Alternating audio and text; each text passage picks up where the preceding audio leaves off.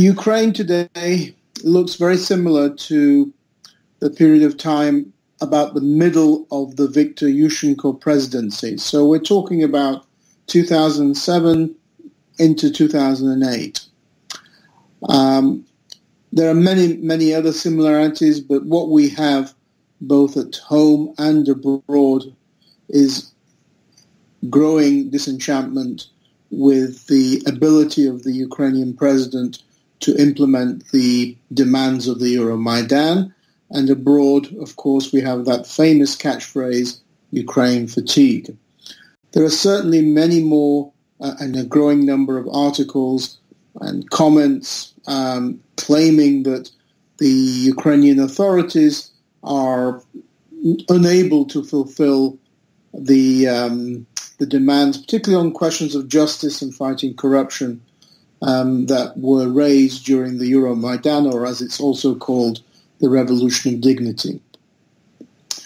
This, I believe, is a product of a number of factors, but basically the same kind of people came to power after the Orange Revolution and the Euromaidan Revolution.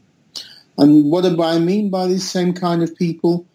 Well, if we think of the old term of national democratic political forces in Ukraine, i.e. what used to be just primarily the pro-Western, pro-European political groupings, they were always divided into what people described as the pragmatists, who tended to be businessmen, and the more, shall we say, radical or romantic or revolutionary political forces, such as Yulia Tymoshenko.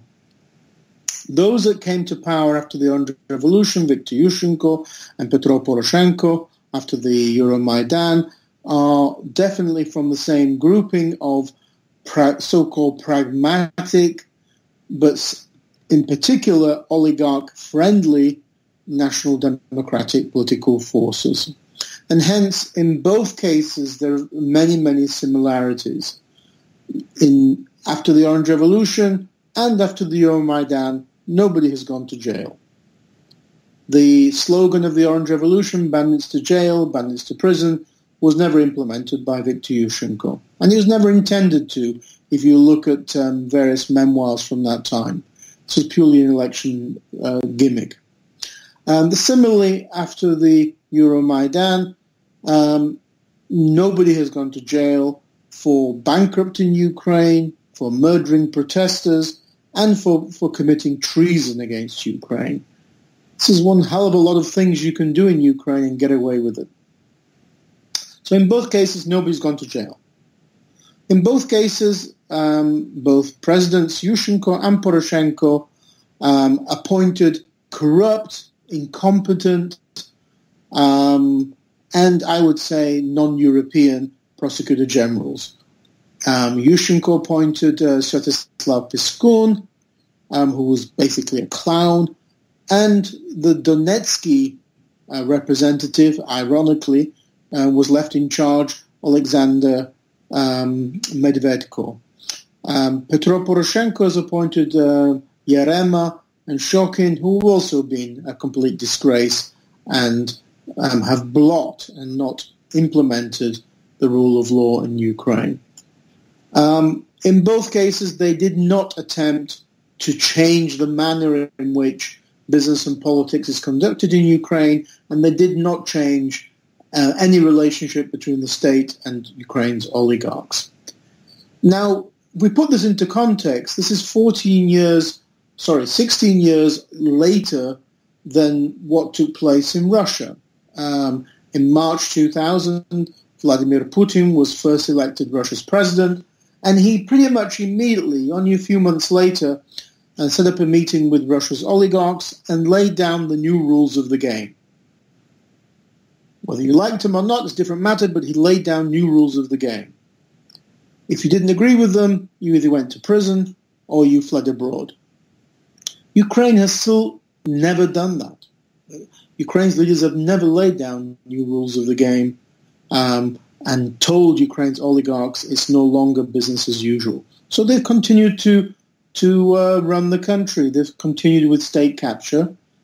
And they've continued to treat Ukraine de facto as their own personal colony, where they use cheap labor, they milk the profits, and they send this money abroad. And we're talking here about huge amounts of money. A Washington-based think tank calculated that in the last decade or more, something in the region of $11.5 billion has been illegally exported from Ukraine. The absence of a sort of a large financial base for the government, because money is sent abroad, because you have a permanently large shadow economy which accounts for half of your GDP, means that the government's pretty much always broke. And hence Ukraine's had to apply for 9, and I repeat, 9 IMF assistance programs since 1991.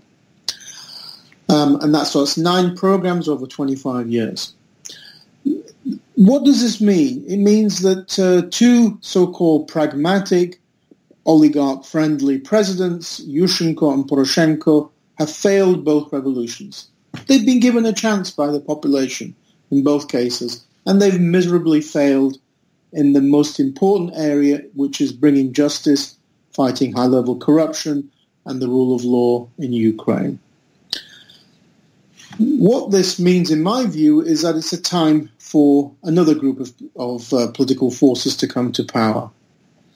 And those political forces should be from the other wing of the National Democrats, the less pragmatic or non-pragmatic, and certainly not oligarch-friendly political forces that today at least are represented by 4 political groups. Batkivshina, Yulia Tymoshenko's political party, which has been around since 1999. Samopomych, the party of Lviv Mayor Sadovey. Mikhail Saakashvili, the former Georgian president, is forming a new party based on an anti-corruption platform.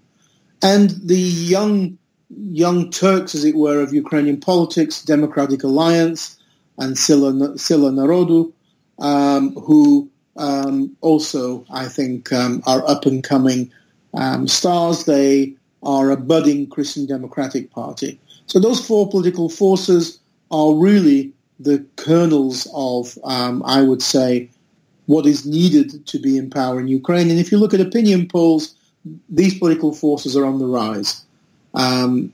Former Prime Minister Yatsenyuk's Narodny Front has collapsed. It was never a party anyway, but it's basically collapsed. It's about 1% support. Poroshenko's bloc, based on his equally vacuous Solidarity Party and also vacuous Kiev Mayor Klitschko's Udar, are around in 5th place. So they're on the way, they're on the decline. Ukraine's voters are very politically mature.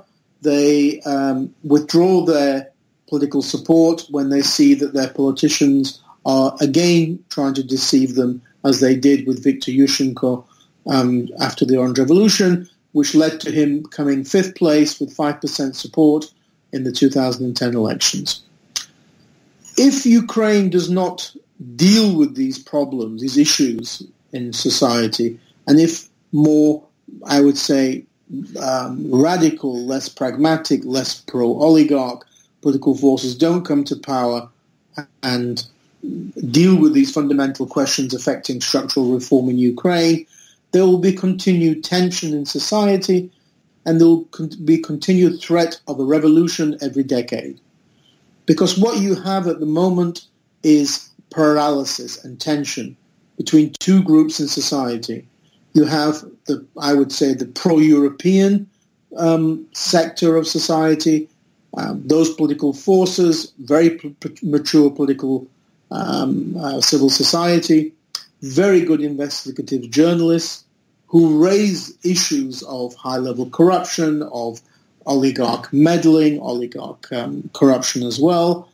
But then nothing happens because the state structures that should be implementing criminal charges, particularly the Security Service of Ukraine, the SBU, and the Prosecutor General's office, are controlled by the president, and they continue to block the implementation of criminal charges, as they did under Yushchenko, as they are today under President Poroshenko. So you have this constant tension, which is actually worse than in Russia, because in Russia you have an authoritarian state where the media is controlled by the state, so there's very little information available to the public. In Ukraine, the information space is quite free, so Ukrainians know a hell of a lot about their politicians, about high-level corruption. When the Panama leaks came out, and which included information about President Poroshenko, Ukraine's journalists investigated this even further and dug out even more information about President Poroshenko's record in putting money offshore, which is quite common amongst Ukraine's elites.